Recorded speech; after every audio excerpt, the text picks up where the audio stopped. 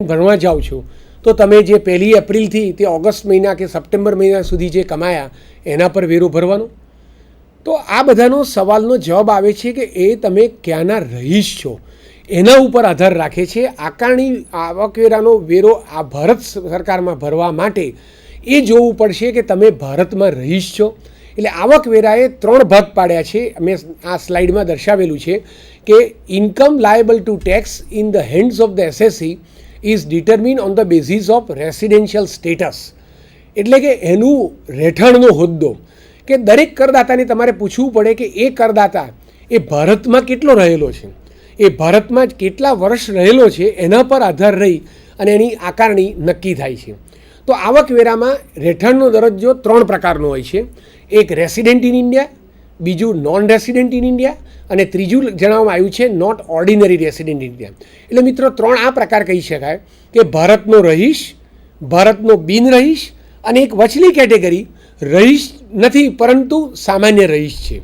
હવે આ 3 કેટેગરી માટે તમારે મિત્રો જુદા જુદા નિયમો કરવામાં આવ્યા છે કે કેટલો વખત તમે ભારતમાં રહ્યા છો, જે આકારણી વર્ષ માટે તમારે વેરો ભરવાનો છે એ વર્ષના સંબંધિત પાછલા વર્ષમાં. તદુપરાંત એના અગાઉના પણ પાછલા વર્ષમાં તમે ઇન્ડિયામાં કેટલા રહ્યા છો એ જોઈને તમારે રહેઠાણનો દરજ્જો નક્કી થાય છે. મિત્રો આ જાણવું એટલા માટે જરૂરી છે કે જો તમે ભારતના રહીશ હોય તો તમારે ભારતની કુલ આવક ઉપર ટેક્સ ભરવો પડે, તેમજ ભારત બહાર કમાયેલી એટલે વિશ્વની સમગ્ર આવક ઉપર તમારે વેરો અહીંયા ભરવો પડે. અને એ વેરો ભરવા માટે તમારે જે કન્ટ્રીમાંથી તમારે પરદેશમાંથી જે આવક આવતી હોય એમાં જો તમારે ભારત સરકારને કોઈ ટ્રીટી કે સંધિ થઈ હોય એ મુજબ તમારી આવક ટેક્સેબલ થશે. નોન રેસિડેન્ટ એટલે કે તમે જો બિન રહીશનું તમારો હોદ્દો થાય તો તમારે ફક્ત ભારતમાં કમાયેલી આવક ઉપર જ ટેક્સ ભરવાનો, ભારત બહાર કમાયેલી આવક ઉપર ટેક્સ ભરવાનો થતો નથી. અને નોટ ઓર્ડિનરી રેસિડેન્ટ હોય તો ભારતમાં કમાયેલી આવક ઉપર તો નેચરલી તમારે ટેક્સ ભરવો પડે, પણ ભારત બહાર કમાયેલી આવક ઉપર ક્યારે ટેક્સ ભરવાનો થાય કે તમારું ધંધાનું સંચાલન તમે ભારતમાં બેસીને જો કરતા હો, અહીંયાથી જ તમે કંટ્રોલ ને મેનેજમેન્ટ રાખતા હો તો તમારે એ આવક ઉપર ટેક્સ ભરવાનો. એટલે ટૂંકમાં જણાવું તો ભારતના રહીશ હો તો તમારે સમગ્ર વિશ્વની આવક ઉપર ટેક્સ ભરવાનો, તમે જો બિન રહીશ હો તો ભારતની જ આવક ઉપર ટેક્સ ભરવાનો, અને જો તમે સામાન્ય રહીશ હોય તો તમારે ભારતની આવક વત્તા ભારતમાંથી સંચાલન કરી અને વિશ્વમાં કમાયેલા હોય એવી આવક ઉપર તમારે ટેક્સ ભરવાનો. તો મિત્રો આ આપણે એક બેઝિક વસ્તુ શીખ્યા કે આવકવેરો એટલે શું, આવકવેરો કયા વર્ષ માટે ભરવાનો, કયા વર્ષની આવક માટે ભરવાનો અને કોણે ભરવાનો.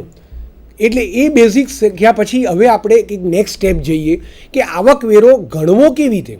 કારણ કે દરેક વ્યક્તિને આવકની સાધનો જુદા જુદા હોઈ શકે અને એ વિચારવું મિત્રો કે દરેક આટલા મોટા ભારત દેશમાં દરેક વ્યક્તિને કયા કયા સ્ત્રોતમાંથી આવક આવશે એ બહુ અઘરું છે. હું તમને એક સિમ્પલ એક્ઝામ્પલ આપું કે જ્યારે એસટીડી પીસીઓ બૂથ નવા ભારત દેશમાં આવ્યા ત્યારે તમે માની શકો છો કે કઈ વ્યક્તિને આવક કેવી રીતે હોઈ શકે. મારો પોતાનો અનુભવ છે કે જ્યારે હું મુંબઈથી બોમ્બે સેન્ટ્રલ સ્ટેશને હતો ત્યારે મને વિચાર આવ્યો કે આપણે કોઈ એક્સ સ્ટેશને મારે ફોન કરવો છે. એટલે મેં ત્યાં બૂથ ઉપર જઈને કહ્યું કે મારે બરોડા ફોન કરવો છે. હવે બરોડાનો એસટીડી કોડ તો મને ખબર હતી નહીં, એટલે મેં પૂછ્યું કે બરોડાનો એસટીડી કોડ મને આપો. તો એમણે મને કહ્યું કે બાજુમાં જાઓ અને ત્યાંથી એસટીડી કોડ લઈ આવો. તો એસટીડી કોડ મારે પૂછવા માટે એ મારે વ્યક્તિને મારે ₹1 એ જમાનામાં આપવો પડ્યો કે ₹1 હું આપું તો એને એસટીડી કોડ મને કહે કે દાખલા તરીકે 0261. તો એ જાણ્યા પછી હું એસટીડી બરોડા ફોન કરી શકું. તો આ કમાવાનું સાધન થયું. તો આ કમાવાનું જે સાધન થયું, હવે એના માટે આવકવેરો ક્યાંથી નક્કી કરી 1961માં આવેલો તે કે તમે આ રીતે 2009માં કે 2007માં કે 2011માં કે ભવિષ્યમાં 2025માં પણ તમે આ રીતે આવક કમાવાના છો. એટલું બધું વિચારવું અશક્ય છે. એટલા માટે આવકવેરાએ બહુ સરસ યોજના બનાવી. એમણે એમ કહ્યું કે કોઈપણ વ્યક્તિની આવક 5 સ્ત્રોતમાંથી થઈ શકે. એટલે એમણે એમ કહ્યું કે કોઈપણ વ્યક્તિની કુલ આવક નક્કી કરવા માટે આપણે એને આવકનું 5 વિભાગમાં વર્ગીકરણ કરો. એટલે મેં નેક્સ્ટ સ્લાઇડમાં જણાવ્યું છે કે 5 વિભાગો કયા. તો હવે જો નેક્સ્ટમાં જોઈએ તો એના પછીની સ્લાઇડ આવશે. આ વર્ષ કયું, યસ. હવે કે નેક્સ્ટ 5 વર્ગીકરણ કયા છે તો પહેલું મેં જણાવ્યું એમ સેલરી છે, એટલે કે પગારની આવકનું છે. બીજું મકાન મિલકતમાંથી આવક એટલે કે ઇન્કમ ફ્રોમ હાઉસ પ્રોપર્ટી આવ્યું. ત્રીજું આવ્યું એ ધંધો કે વ્યવસાયનો નફો અથવા લાભ આવ્યું એટલે જણાવ્યું છે કે profits and gains of business or profession. ચોથું આવ્યું કેપિટલ ગેઇન એટલે કે મૂડી નફો. અને પાંચમું છેલ્લું આવ્યું અન્ય સ્ત્રોત્રમાંથી કે અન્ય સાધનમાંથી આવક. તો મિત્રો કોઈ પણ કરદાતાની આવકને 5 વિભાગમાં વહેંચી કાઢવાની. એટલે તમારી આવક જે આવકવેરા માટે ગણવામાં આવે તો આ 5 વિભાગની બહાર હોઈ શકે નહીં. આ 5 વિભાગમાં તમારી આવક આવતી હશે તો તમારે કરપાત્ર થશે, બાકી કરપાત્ર નહીં થાય. એટલે તમારે જાણવું જરૂરી પડશે કે આ 5 સ્ત્રોત્રમાંથી આવક કઈ. અને મિત્રો બીજું આવકવેરા એવું કર્યું કે આ 5 સ્ત્રોત્રમાંથી આવક ગણવા માટે એમણે કેટલાક નિયમો કર્યા. એ નિયમોમાં શું જણાવાયું કે આ આવક આ જે હેડ આવ્યું જેને આવકના શીર્ષક કહેવામાં આવે છે, તો આ શીર્ષકમાં કઈ આવક આવશે અને એમાં આવકની ગણતરી કેવી રીતે કરવી. દાખલા તરીકે પગારનું આવકનું શીર્ષક હોય તો પગાર કોને કહેવું. દાખલા તરીકે તમે એમ કહો કે હું લો કોલેજમાં લેક્ચરર હોઉં તો મને જે પાર્ટ ટાઈમ સેલરી મળે એ પગાર કહેવાય. અને જો એ પગાર કહેવાય તો એ પગારની આવકમાંથી મને શું ખર્ચો મજરે મળે, એ બધી જોગવાઈ પગારના શીર્ષક હેઠળ કરી. આમ 5 શીર્ષકમાં જણાવવામાં આવ્યું કે દરેક શીર્ષકમાં કઈ આવક આવશે અને એ આવકની ગણતરી કેવી રીતે કરવી. એટલે 5 શીર્ષકના એક પોતે જુદા જુદા છે. કોઈ આવકનું શીર્ષક એવું નથી કે એક શીર્ષકમાં પડો એટલે બીજા શીર્ષકમાં પણ આવતા હો. એક ગમે તે 5માંથી એકમાં તમે આવો, 5માંથી કોઈ 2માં જ સાથે આવતા હોય એવું બને નહીં. હવે આપણે નેક્સ્ટ સ્લાઇડમાં જોઈશું કે દરેક શીર્ષકમાં શું કહેવામાં આવ્યું છે. તો મિત્રો પહેલાં આવ્યું પગારનું શીર્ષક. તો પગારના શીર્ષકમાં એમ કહેવામાં આવ્યું કે જો કરદાતાને એક એવી રિલેશનશિપ હોય કર્મચારીને માલિકની, that means the income under the head salary comprises remuneration in any form including perquisite due from the services under a contract either express or implied of employment. એટલે આ મિત્રો આ શીર્ષક શું કહેવામાં આવે છે કે જો તમારે માલિક સાથે કર્મચારી સાથેનો સંબંધ હોય માસ્ટર એન્ડ સર્વન્ટ તરીકેનો, તો તમને જે મહેનતાણું આપે સેવા બદલનું, એ સેવા બદલનું મહેનતાણું આ પગારના શીર્ષક હેઠળ ટેક્સ કરવામાં આવશે. દાખલા તરીકે મેં કહ્યું એમ લો કોલેજની અંદર હું પાર્ટ ટાઈમ સેવા આપતો હોઉં તો એ સેવા બદલ મને જે મહેનતાણું આપે એ પગાર કહેવાય. તો તમારે એનો પ્રશ્ન એમ પૂછવો પડે કે મારે જે લો કોલેજમાં હું સેવા આપું છું પાર્ટ ટાઈમ, એ કરાર છે. એ કરાર દાખલા તરીકે સ્પષ્ટ હોય અથવા તો મારા કન્ડક્ટ અથવા મારી બીજા સર્કમસ્ટન્સીસ ઉપરથી હું કહી શકું કે એ મારે કરાર છે. બીજું કે મારે અને લો કોલેજ વચ્ચે એક માસ્ટર એન્ડ સર્વન્ટ એટલે કે કર્મચારી અને માલિક જેવો સંબંધ છે. તો એના માટે તમારે શું સવાલ પૂછવો પડે કે મારે લો કોલેજમાં જવા માટે સમય મર્યાદા ખરી, મારે લો કોલેજમાં કયા વિષયો લેવા, મારે લો કોલેજની અંદર ક્યારે ભણાવવું, કેટલું ભણાવવું, કેવી રીતે ભણાવવું, શું ભણાવવું, કઈ ક્લાસમાં ભણાવવું, એ બધા મારા પર અંકુશ છે ખરા? કે મારે જે દિવસે મનમાં આવે હું લો કોલેજમાં જઈ આવું અને ફર્સ્ટ LLBમાં ક્લાસ લેવો તો આજે ફર્સ્ટ LLBમાં લઉં, કાલે બીજે સેકન્ડ LLBમાં લઉં, આજે મને ટેક્સેશનમાં મન થયું તો ટેક્સેશનમાં લઉં, બીજે દિવસે ઇન્ડિયન પિનલ કોડમાં જઉં, એવી રીતે મને કોઈ મુનસુફી ખરી? તો જવાબ છે ના. કારણ કે મારે જે સબ્જેક્ટ લેવાના, કયા સમય લેવા, કોને ભણાવવા, કેટલું ભણાવવું, એ બધું જ રેગ્યુલેટ થાય છે એ અમારા સંબંધ ઉપર. મને લો કોલેજ જણાવે છે કે તમારે કેવી રીતે કયા સબ્જેક્ટ ઉપર ભણાવવું, કેવી રીતે ભણાવવું, ક્યારે ભણાવવું. એટલે એ મારે સંબંધ એ માલિક અને કર્મચારીનો છે. અને એ માલિક અને કર્મચારીનો સંબંધ હોવાથી એ મારો પગારનું મહેનતાણું કહેવાય. પરંતુ દાખલા તરીકે હું લો ગ્રેજ્યુએટ થઈ ગયો, તમે કાલ ઉઠીને લો ગ્રેજ્યુએટ થઈને કોઈ લોયરની ફર્મમાં ગયા અને તમે રિટેનર તરીકે 2 કલાક સેવા આપો છો, તો એ તમે એમાં પગારદારનો સંબંધ નથી. તમે તમારું જે લોનું જ્ઞાન છે એ તમે કોર્ટમાં જઈને કરો, તમે ટેબલ ઉપર બેસીને લોની પ્રેક્ટિસ કરી શકો, અથવા તો તમે કોઈકની સાથે સંકળાઈને પણ લોની પ્રેક્ટિસ કરી શકો. લોની પ્રેક્ટિસ કેવી રીતે કરવી એ તમારા પર આધાર છે. તો એ લોની પ્રેક્ટિસ કરવાને કારણે જે આવક થઈ એ મિત્રો પગારમાં ના આવે.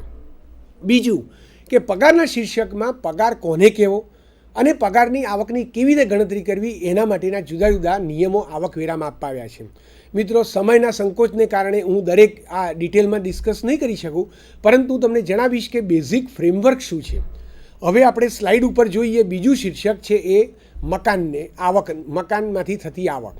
મિત્રો બીજા આ શીર્ષક એટલે એવું કહેવામાં આવે છે કે તમને મકાન મિલકતમાંથી જો આવક થતી હોય, એટલે દાખલા તરીકે ભાડાની આવક, તો એ ભાડાની આવક આ શીર્ષક હેઠળ તમારે કરપાત્ર બનશે.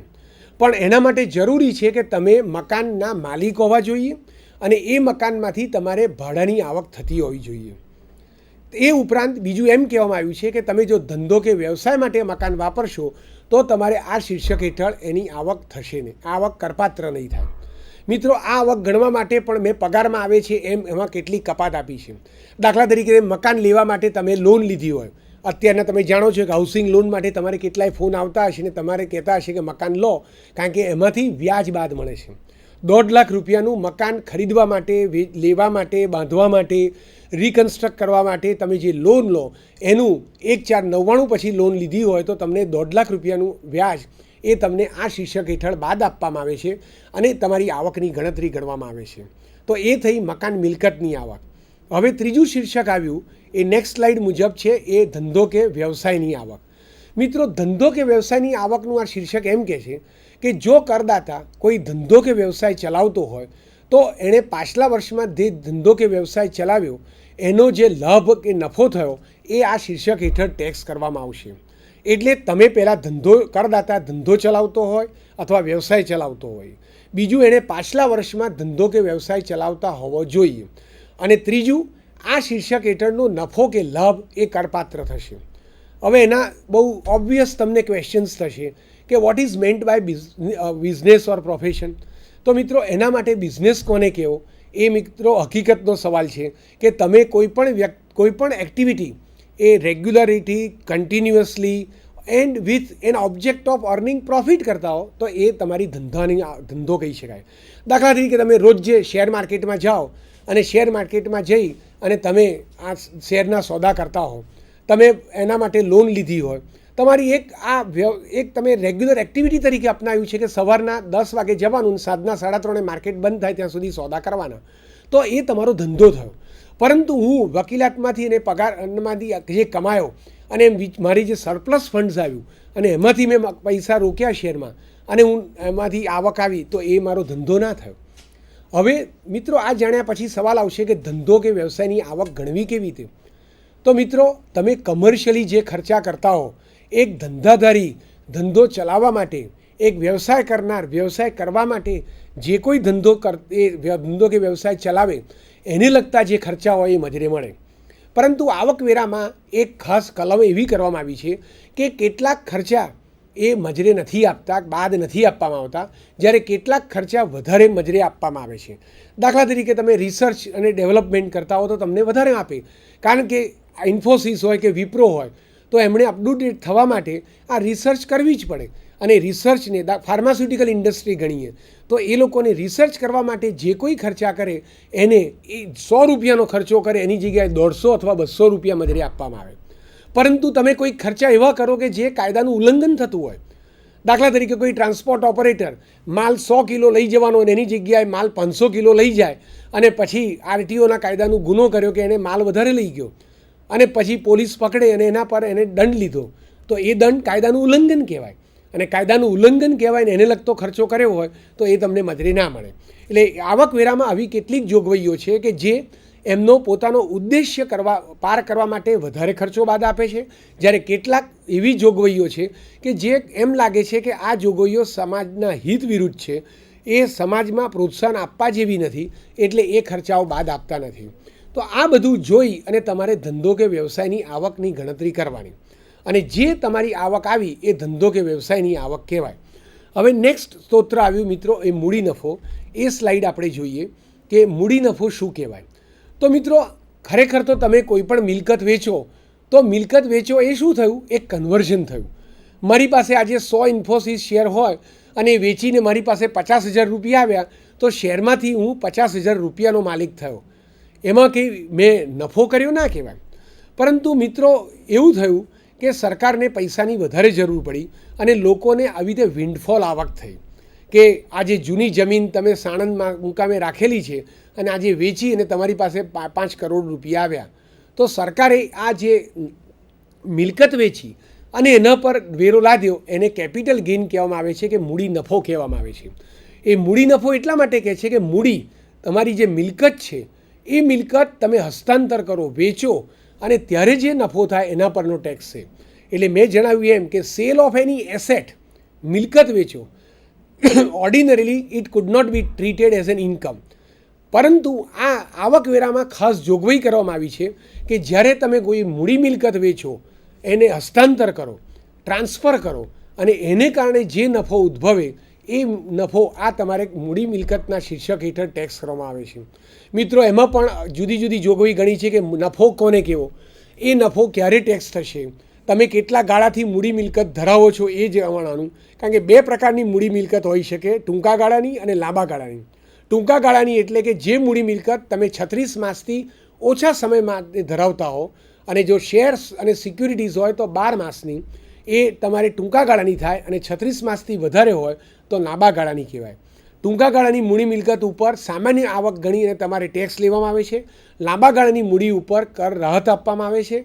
એટલે એના જુદા જુદા નિયમો કર્યા છે કે તમે જ્યારે મિલકત વેચો ત્યારે જે નફો થાય એ તમે કોઈ બીજી મિલકત એટલે કે મકાનમાં રોકી શકો, તમે જુદા ગવર્મેન્ટના બોન્ડમાં રોકી શકો, અથવા તો ખેતીની જમીન વેચીને ખેતીની જમીનમાં રોકી અને તમે એનું નફો જે થાય એ માફ લઈ શકો છો.